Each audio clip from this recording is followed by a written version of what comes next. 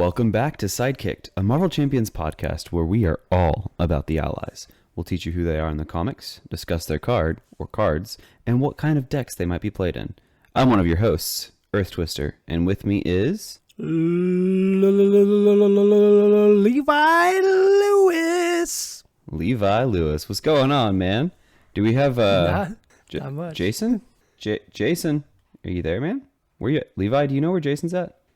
I heard something about he was hanging out with the mole man, and so he's in subterranean. Oh, okay, yeah, that makes sense. He fits in with them people down there. He's pasty. And he does like to eat dirt. That's true. That's why they call him Jason Sketch and not Earth. He's sketchy. All right, man. How you doing? Yeah, I'm doing pretty good. Yeah. How are you doing? I heard some that you finally got. Not settled in, but you finally got to the new place. Yeah, man. I would say we are far from settled in, but we have definitely moved. We moved from one city in Texas to another city in Texas. About 3.5 hours away from each other, and man, it was a bumpy ride.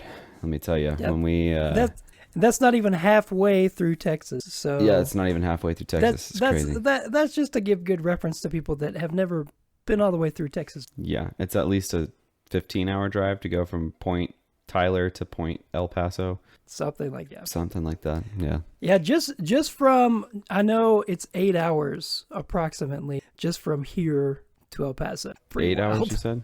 Approximately, yeah. Ooh, man. It's easier to get to Tennessee from here. No, yeah, there's a lot of, it's a lot easier to get from certain areas of other states than it is to get from one side of Texas.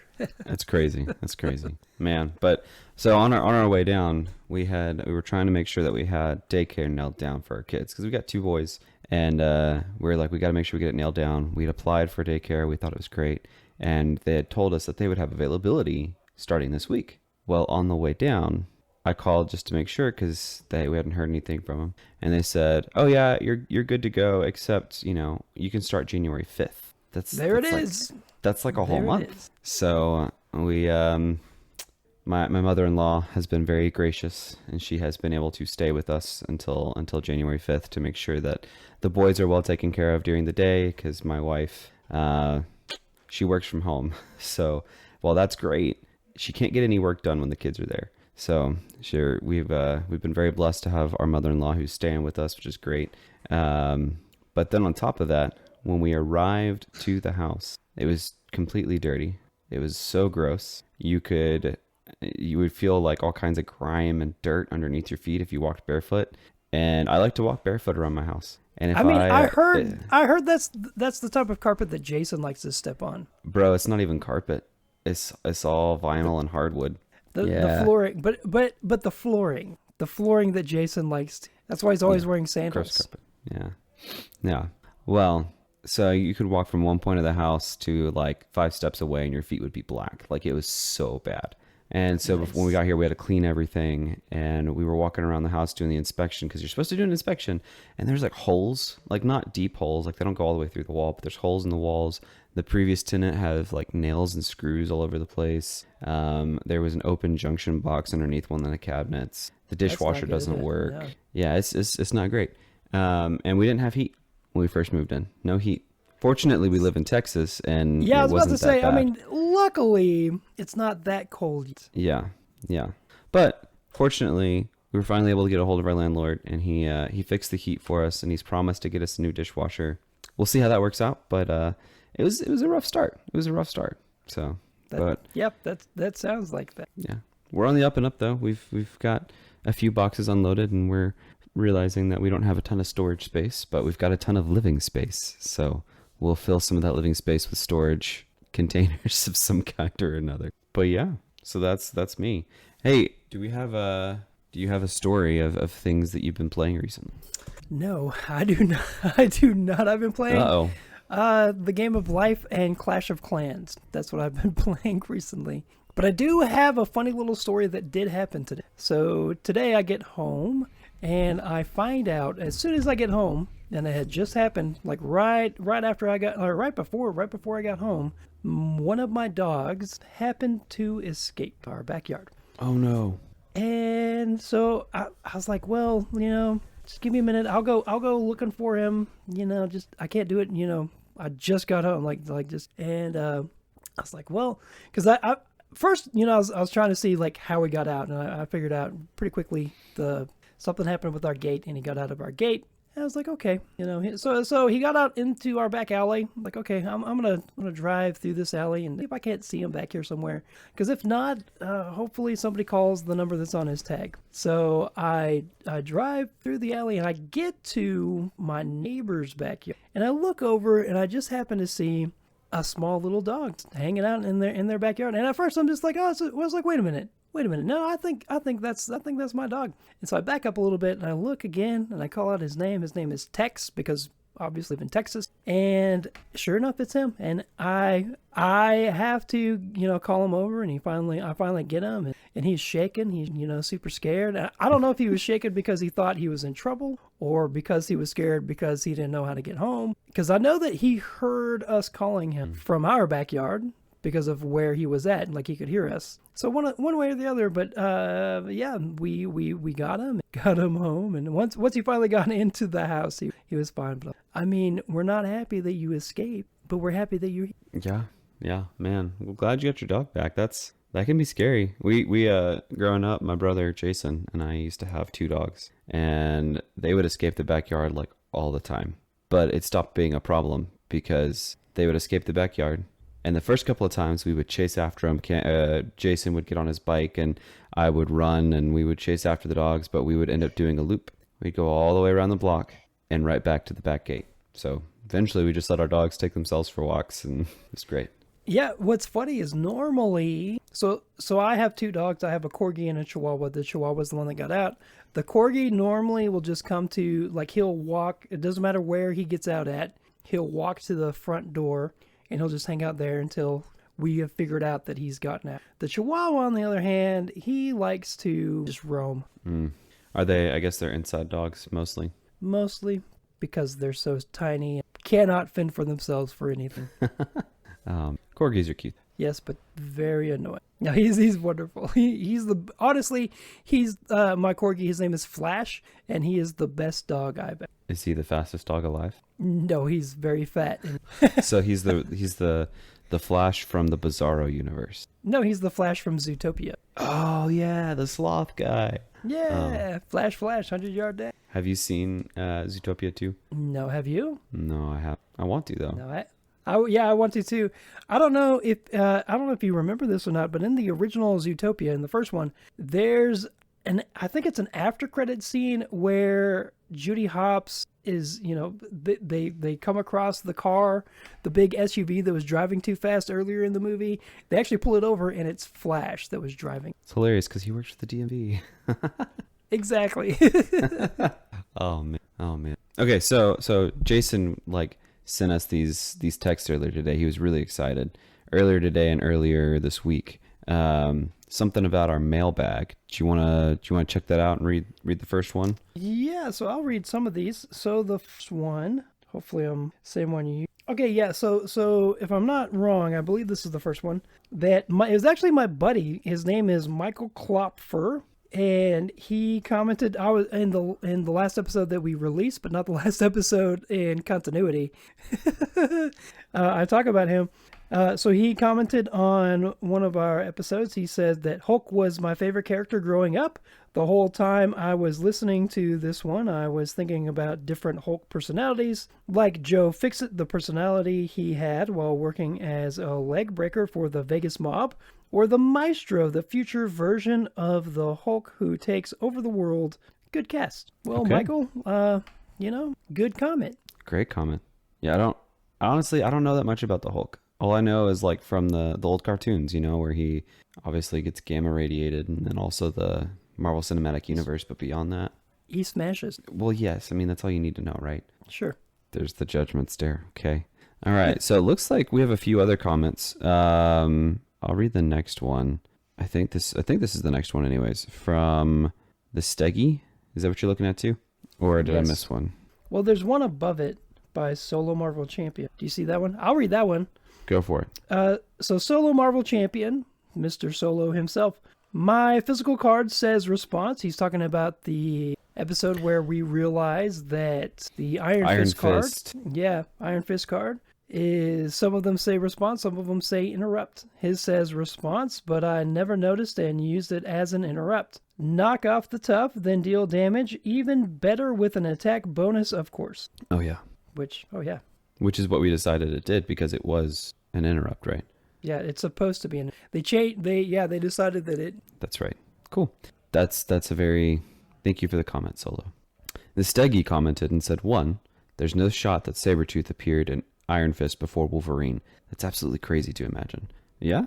Yeah, I mean, this is all stuff that we heard from Jason, so you know. Yeah, there's so much that Jason says that I'm like, I don't believe. Iron Fist is a crazy strong ally. He can shut down 2 activations and block a hit, protecting you for 3 turns, barring any bad treacheries. I'd play him in all my protection decks if I had him. He's so good.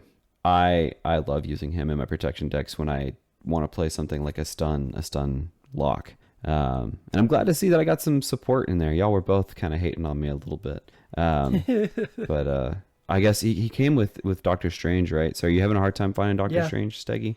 Maybe. I mean, I'm sure a lot of people, if they don't already have him, it's pretty hard to find. Yeah, I lucked out. Honestly, I lucked out. I'm very surprised they haven't put Iron Fist in another deck, like another hero pack of any kind. Yeah. Well, maybe he's coming.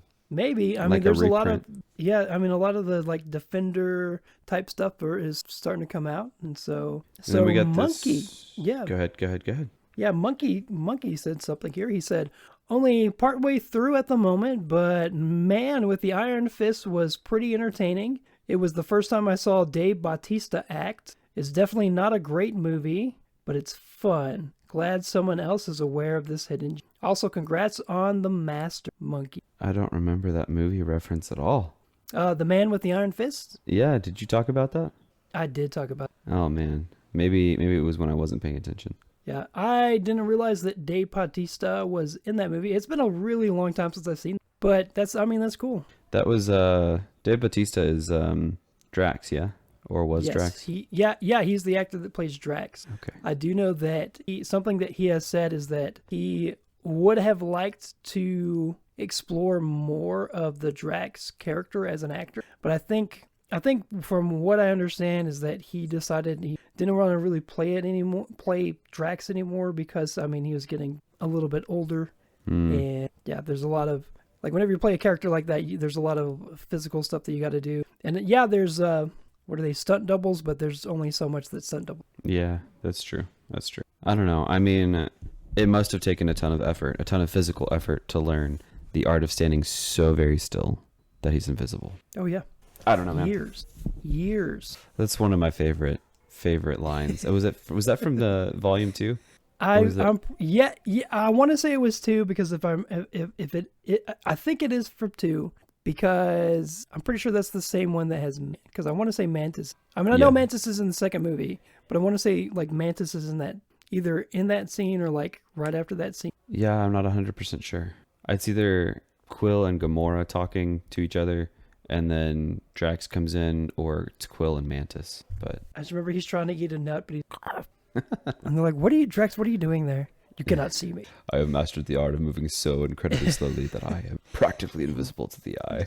We can still see you. Clearly see. Yeah, we can clearly see. That's hilarious. All right. Thank you for that reminder, Monkey. Another comment from your friend, Michael. Actually, that's the same comment. That's the same. Yeah, that's the same one. Just kidding. I'm looking through these pictures. Oh, okay. It's another one from your friend, Michael. Here's one. Yeah, I see it. Yeah. I don't care if they nerf him. I want to play Doctor Doom as a hero deck. Okay, that's fair. I mean, that would be really... I'm not going to lie. I would love to see Doctor Doom. I mean, playing Magneto as a hero is pretty cool. So Doctor Doom as a hero would be sick. I wonder if they would do like the Ultimates Doctor Doom from the recent Ultimates stuff. Because he's kind of a hero. Do you have any idea what I'm talking about? Isn't everybody kind of a hero in their own like mind? Well, yeah, but also no. Some people are just there to take over the world. I'm going to save the planet by killing all of the people. Because the people are the problem. Except for me and my friend. They want to save the planet. And then you have Ultron that is like, I'm going to kill everyone. Because the people are the problem. Yeah, because people are the problem. And that's what I'm saying. Of course, you have Thanos. It's like half of the people are the problem. Yeah, he's the hero. Of course. Yeah, they're always right. Nope.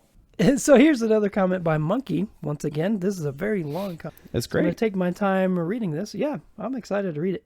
I was thinking about a Grant Hero set and thought it might be interesting for him to interact with treacheries. Like his events let you discard the top card of the encounter deck, but if you discard a treachery, you deal it to yourself face down instead. Or maybe you have some other penalty if you discard a treachery. It would also be interesting if he had a couple double agent upgrades he could slap on non-elite minions to treat them as allies temporarily. Cool. Yeah, that's a really cool concept. But they gained his ally ability that if you reveal a treachery, they punch you in the face or scheme and then go away. I like how he emphasized in the face. Punch in the face. The idea of him being a foldable. The idea of him being a foldable hero is interesting as well. I could see a different version of him being Shield on one side and Hydra on the other. Maybe the Hydra side is more powerful, but he has a Crisis or Hazard icon on it. That is kind of like Angel and Archangel. Yeah. Then I could see his events having different effects based on if he is Hydra or Shield. Cool concept. For example, one of his thwart events could remove additional threat if he's Shield, but if he's Hydra, maybe it stuns someone. Yeah, like why is this Hydra person helping me out? I'm so confused. Yeah, I'm so stunned right now at how impossible this is. I could even see him being a normal card hero, but his allegiance status is a permanent form upgrade like Nick's suit or Phoenix's Restrained Unleashed. Maybe with the Restrained Unleashed, that would be interesting. I don't think we'll ever get a Grant Hero pack, but there are many interesting ideas that can be done with him. For sure. Signed, Monkey. I always want to say Monkey D. Luffy, but... I mean, there's a great opportunity right now to ask. Is that your name? Are you the Straw Hat Pirate? Are you the king of the pirates? If so, can you also show me where to find some of the fruit, the exotic fruit that gives you special powers? Maybe be able to detach body parts and punch people, float them in the air. That was the clown guy, yeah. Yeah, that was the clown guy, and then Monkey. He was stretchy. I don't remember any of the others. I have to be honest. The only I can't even think of that One Piece show I've seen is the Netflix live action. So I watched the anime for a little while, and then I realized how long the show had been on at that time, and this is a little overwhelming. Great concept, pretty funny. Some of the stuff that they do, and some of the actually cool, but it's a little overwhelming. I definitely could not sit down and watch. Good. I could not sit down and watch 1,000+ episodes. Not anymore. All right, so we've got another comment, it looks like, from Monkey. Also, perhaps on the same video. Says, this was a really great listen. Solo had me rolling when he mentioned having knights similar to the wombats. Oh, yes. I don't say it as much anymore, but I have to echo your sentiment about playing the game. Every few games I have to remind myself, no one has ever played a game of Marvel Champions 100% correctly. When I miss triggers or forget to do something. It's so easy to assume you know something works and or to be thinking about a half dozen moving parts to the game and forget something. While it's good to take that as a learning experience, you're always going to mess something up and you got to go easy on yourself. That's true. Glad to see the return of Quick Strike. I don't think he got too many answers wrong. And I really like the idea of getting people together to play a superhero role-playing game. Years ago, I briefly played a Fate game where we were superheroes into the GM. Here's though the GM was a little too railroady with that one. And I ran a game of Masks but never got to be a player in it like I wanted to. I'm not very familiar with the new Marvel RPG, but I want to check it out. I'm always trying to branch, and wow, it's really long. That's awesome. And I really like the idea of getting people together to play a superhero role-playing game. Years ago, and I'm rereading parts. Hold on. I'm not very familiar with the new Marvel RPG, but I always want to check it out. I'm always trying to branch out on what I play, but it's usually just D&D because it's hard to find time for multiple games, and that's what my usual group wants to play. That's fair. I need to go check out Solo's other channel to see what he does in store for me. What he has in store for me. I've dabbled in Dungeon World and Love Apocalypse World.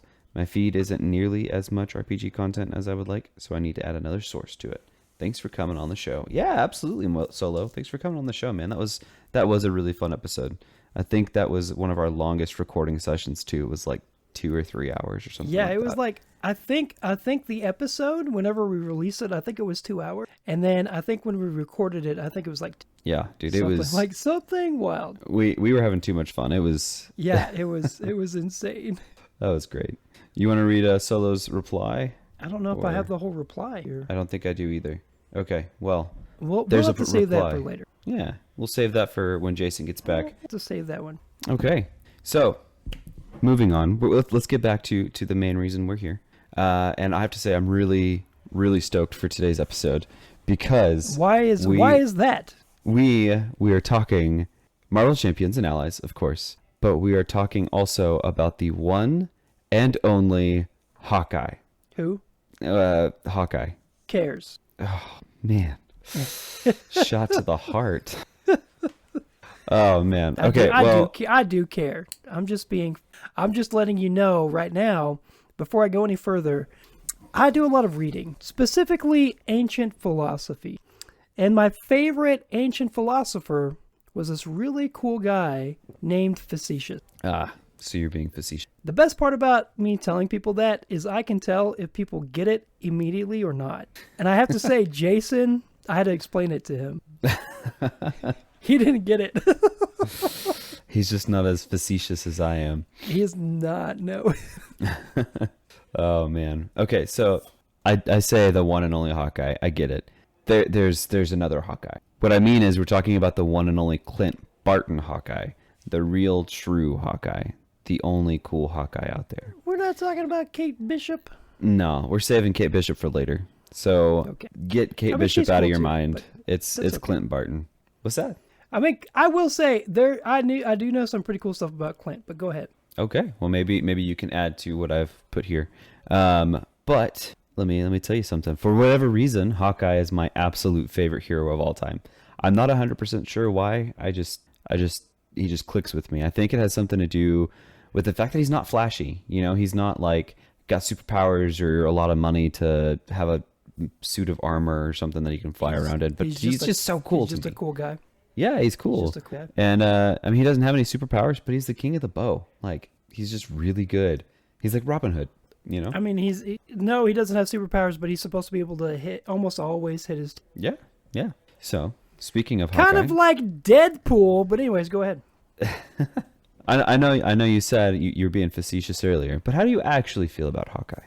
No, I think Hawkeye's pretty cool. I don't want to say like any of the cool stuff just to see how much... I mean, I'm sure you know most, if not all, of the cool stuff about Clint Barton specifically. But I'm pretty sure you're not going to talk about this because this isn't really Clint Barton. But during the Dark Avengers, do you remember the Dark Avengers? I don't know if you know anything about the Dark... Mm-mm. So there's a time during the Civil War, when the Civil War was going on, when the Avengers were disbanded and somebody decided to take the place of the Avengers, known as... They took up the mantle and they were known as the Dark Avengers. And basically, all these villains took the places of the heroes, where they called themselves like by the hero names. So instead of Iron Man or Captain America, that's where you got the Iron Patriot, which I believe it was Harry Osborn that was the and he had an Iron Patriot suit. Would you see that in the I think it was Iron Man 3 movie, which was terrible, and that's why that movie was terrible. But then you also had But then you also had characters that were supposed, like, taking the place of people like Hawkeye. And obviously it wasn't Clint Barton that was Hawkeye, it was Bullseye that was Hawkeye. Bullseye took on the mantle of Hawkeye. Dark. Interesting. That's cool. Yeah, that was one of the cool things I remembered about that is Venom took the place of Spider-Man. Of course. Wolverine's son, Daken, took the place of Wolverine. Oh, I thought that was like the Initiative, so it was like a government thing. I don't exactly remember. I just remember Harry Osborn was like... Okay, interesting. Very cool. Okay, so we both like him. So that means this is going to be a fun conversation. It's going to be great. All right, so here's his history. So he had a rough early start to his life. He and his brother Barney Barton, what a name. They were orphaned at a young age, and the orphanage was terrible, so they decided to escape and join a circus, because joining a circus is better than an orphanage. And at the circus, they met and fell in with the Dastardly. If you don't know what that means, go buy a dictionary. The Dastardly Swordsman, a very creative villain name, by the way. I bet you can't imagine what weapon he uses. Is it a sword? Yeah, it's a sword. Is it a machine gun sword? No, it's just a sword, as far swords? as I could tell. As far as I could tell. But get this, the swordsman became a kind of mentor for Clint and taught him how to use, take a guess? A sword? The bow. Taught him how to use the bow extraordinarily well. I mean, my answer would make sense. It would make sense, but this is comic books. It also makes sense later on for something that happens later, but I'm not going to get. Okay. Well, I don't think I have that, so you'll get to talk about it a little bit. So taught him how to use the bow extraordinarily well. However, at one point, Clint caught his mentor, the swordsman, embezzling funds, and he tried to alert the authorities, but instead he got thrashed by his mentor. There may or may not have been a few broken bones, which, that might damage a mentorship relationship with someone, and it did. It did that with Clint and the swordsman, and they parted ways, which obviously goes without saying. So Clint was on his own. His brother remained behind, and he decided to keep honing his archery skills, and he joined several other circuses to be able to do so. And in that time, he witnessed Iron Man saving the day, which, of course, as it would anyone, inspired Clint to try to use his skills to save the day. His first outing did not go well. It failed pretty miserably. Not only did he not save the day, but he got labeled as a criminal instead. Nice. Womp womp. Nice. Yeah. But before he could change his public perception, he fell in love with the Black Widow. I don't know if he necessarily fell in love with, but he was definitely, I guess you could say he had the hots for her. And she knew this. So she manipulated him with her sultry and wily self. And they ended up fighting against Iron Man a number of times, which worked against his public perception even more. But at some point along the way, Black Widow was injured and abandoned Clint, and he began to reconsider his ways. Kind of like what would happen if your girlfriend broke your heart. And you're like, well, I don't know about this. But his fortune changed finally, and he ended up saving Jarvis, the butler to Tony Stark. And I think Jarvis's wife was there also. Saved them from a mugger, which led him to be able to audition to join the Avengers, kind of like an America's Got Talent kind of audition, I think. It's kind of weird. And ended up impressing not only Captain America, but also Iron Man. So got in good with the guy that he used to fight, and Iron Man actually supported his joining the team. And he ended up joining the second generation of the Avengers. I think it was alongside Scarlet Witch and Quicksilver, if I'm not mistaken, his joining of the team. And he ended up staying on the roster for a very, very long time. So that's the basics I got for you. Did you have stuff you wanted to add there, Levi? Is that the extent of your knowledge of Clint Barton? No, I mean, I know there's a few things that happened with House of M, and I read, or I have a comic run of his life as a secret weapon or something like that. So one of my favorite storylines, and this is one of the reasons why I loved the movie Avengers Endgame, because it showed that Ronan when he was Ronan was like one of the cool. I mean, because it was dark and gritty, and he's just like, I do not care about any of these villains, and like I'm not here to care about these guys. I'm here to just take them out. And that's what he did. So for our listeners, what happens to him is he loses his entire family. And depending on which version which universe you go into, depends on how he does it. In the movie, The Avengers, he loses them from the snap. And so he literally snaps after that, because he's the only one left of this entire family. And so he completely leaves the Avengers, doesn't even use a bow anymore. He uses swords. That's why I was emphasizing the sword thing earlier. Yeah. He becomes a swordsman, and he's known as a Ronin. So what a Ronin is almost like a lost warrior that has lost their way, or they're a rogue warrior that is all by themselves, something like that. Specifically, who's from the Japanese? Yeah. It's a Japanese like cultural, which was cool. super cool. Is there anything else? I do know because you were saying that some of the people that he was with the Avengers. I do know that he's in the Avengers and then he leaves the Avengers and he goes back to the Avengers like multiple times. So, I mean, I'm sure that he's been with everybody. He's part of the West Coast Avengers for a while too. With okay, cool. Well, you what? I couldn't tell you. Oh, I thought you knew more about him than I. I didn't actually. I never said that. Okay. You said that. What? Yeah. Would you like me to describe his card? Yeah, that'd be great. The entirety of the card.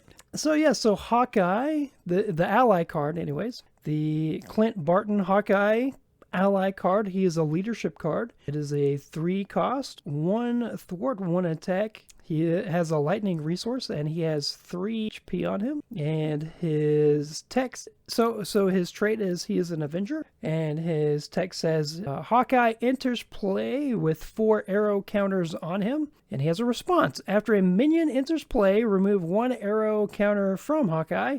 Deal 2 damage. Deal 2 damage to that minion. And he's got some pretty cool artwork here. He's in his old school purple and black uniform where he is looking right at you. And he's got his bow like right in front of his face pretty much where he's aiming his arrow. But he's just let go of an arrow and it's flying right past basically, whoever's looking at him. He's got his arrow sheath on his back, and it's all purple. Very cool, very action, very arrowy. Did you say what aspect the card was? What aspect? Yeah, it's leadership. I think I might have said that. It's a blue. Remember. It's a blue card. It's a blue aspect card. Yeah. It's a blue act. Whatever blue means. It means leadership or justice. Something like that. And if you play it in a Cyclops deck, it doesn't matter. I mean, you can't use him in a Cyclops deck, but I mean, you could use him in a Cyclops leadership deck. You could. But would you want to use him in a Cyclops deck? That's the real question. You would have to give him honorary X-Men for him to really fit in. Yeah. There's so many other good X-Men allies, but that's beside the point. Do you think the card fits his character? Yes and no. And here's... So Hawkeye, I think Hawkeye's cooler than his card. Okay. Honestly. At least this card. Cooler than the art on the card, or cooler than his? What he does in the card. What his ability. The artwork is pretty cool, but no, I think the whole idea of him only doing damage that he does to minions. I disagree with. Okay. I don't exactly know, but maybe it should be maybe it could be something a little different. I don't know. Because just the fact, I just feel like for who he is and how cool he is, like only doing that damage to me just feels a little. What about if instead it was he comes in with the 4 counters and you remove 1, and instead of it just doing 2 damage, you get to choose whether you stun, confuse, damage, or remove a tough status from somebody. That would make a little bit more sense, specifically because I do know, I don't think you said this, but his arrows do different things depending on what he needs. Well, and then you have the hero pack, just arrows, yeah. Or I guess maybe remove threat.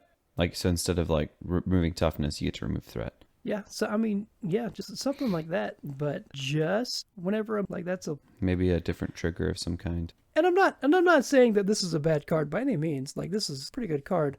I'm just saying, I just don't feel like it fully fits. Okay, I get that.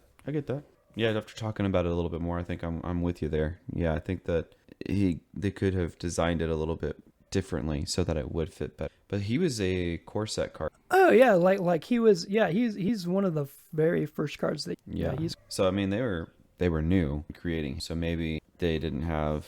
There wasn't. They were more limited with what he could do. They didn't want to make him too good. Yeah, I think at that time they were just trying to be a little bit more reserved in the game. Yeah, I guess that's the best way to do it. Is a lot of cards from the core set are pretty maybe why I don't like to play most of them. Oh yeah, I have this card that I had used once because I used it when I got it out of the box. Decided that I would rather play with these new cards that I got. Like, I don't use For Justice hardly ever anymore. And that was a core set card. That's beside the point. We're here to talk about allies. Do you think that he should get a reprint, or not necessarily a reprint of the ally card, but like a change up of a hero pack maybe? Because he has a hero pack already, and we talked about that a little bit. He already has that. I think, here's what I think. I think that they should make a Ronin card. Oh, a Ronin hero. Or a hero pack, yeah. I meant a Ronin ally. Is there a Ronin ally? There is, yeah. Ronin ally gets a +1/+1. I want to say for each upgrade that you attach to him, but I could be wrong, and it could just be for the first upgrade. Yeah, as soon as I said that, I was like, wait, B1 already? Yeah, there's a Ronin card, but it says they on the card, like as if it's just Ronin without the Clint Barton text. So it may not specifically be Clint Barton. I do know that Clint Barton wasn't the only person that was, so that is a thing. Do you think that they should do a Ronin Clint Barton hero? That is a good question. I'm just gonna say yeah. I mean, if they've done a Shuri Black Panther hero pack, 100% they should have Clint Barton. So with that, you have Black Panther T'Challa and Black Panther Shuri, and you can play a game with both of them. One person can play one or the other legally. But I was about to say, technically you could play 4 games with just T'Challa, but it wouldn't be legal. It wouldn't be. So my question then, I guess it wouldn't be legal to do Ronin and Hawkeye, because if they're both Clint Barton, they're the same person, just at different times, unless we're playing like against Kang. So then you get into, so my whole thing is, if this ever comes into question, because I've had some people ask me, I mean, if it's a different, like maybe it's the same like something, but it's a like if let's just say I'm playing Wolverine and somebody else has a Wolverine ally that they want to play, I'm like, go ahead and play it because they're multiverse, because that's the ally. That's just me. That's just my perspective. Technically, it's not legal, but you can. I know that. Play how you want to. Yeah, I know that, but I play to the multiverse. There you go. Okay. Does Jason let you do that when y'all play?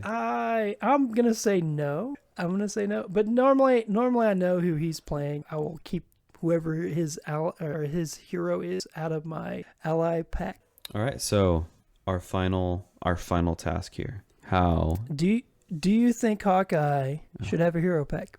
He does. I think that. Yeah, he's got a hero pack already. It was like the second hero pack you could buy. No. It was the first expansion you could buy. Captain America. Yeah, I know. I mean, I think that he deserves maybe not an upgrade, a facelift maybe on some of his stuff. Like mess with like his stats a little bit, and maybe find a way to make it easier, or not necessarily easier, but find a way to be able to trigger his bow more than just potentially twice in a round. That's my opinion. I mean, I like what the arrows do, but I would like to be able to trigger it more than twice. And so most often it ends up being only once. So I don't know. That's fair. Awesome. So how do you, on a scale of animals, rate your Hawkeye? I haven't put a lot of thought into this, but I'm going to rate Clint Barton, ally, not hero, but ally, this card as a lizard. A lizard. I'm going to say a bearded dragon. That's good or bad? They're cool. They're fun to have around, but they mostly just sit around. No. I like this card. I do, but it's just a little too niche. Where if I'm going to have this card in my deck, I am going to want to make sure that there's going to be plenty of minions coming out, whoever I'm playing. That's fair. Yeah. You may want to run it more in a Minion Slayer deck than anything else. Right. Yeah. Okay. I get that. I think I'd actually rate him as like an A-, since I'm doing the tier lists like that. Just because you love Clint Barton so much? He's actually a pretty good ally, though. He's actually a pretty good ally. He's got some, I mean, it triggers solely off of a minion, but his stats aren't that bad either, right? Like, what are his stats again? 1 and 1. Okay, they're terrible. But I was like, what do you mean? He can kill a 3 health minion for you and take a block. Yes. He's not a bad ally. He's not. I'm a not bad saying ally. he's He's great. yeah, He's great. he is useful. He can take a block for you. He can nerf some minions for you. So I mean, if you're not running a minion slayer deck, but you're running something that's kind of weak against minions, he's can be really helpful. He can be really like, I'm just gonna put him over here and just let him sit, let him chill. He's gonna be like Sync, except he's gonna be more helpful. I don't know. That's me. That's my thoughts. Jason, we're here. I'm sure he'd say something about tortillas or something like that. I don't know. Because of his rating is like a... It's like a restaurant. It's a Yelp review. Yeah, Yelp review. He doesn't have as many chimichangas as he should. As I'd like. Yeah. He needs a chimichanga trunk. Chimichanga truck. Say that 5 times fast. The freaking chimichanga. So if he's not Deadpool, he's not cool. Is that what you're saying? That's Jason's.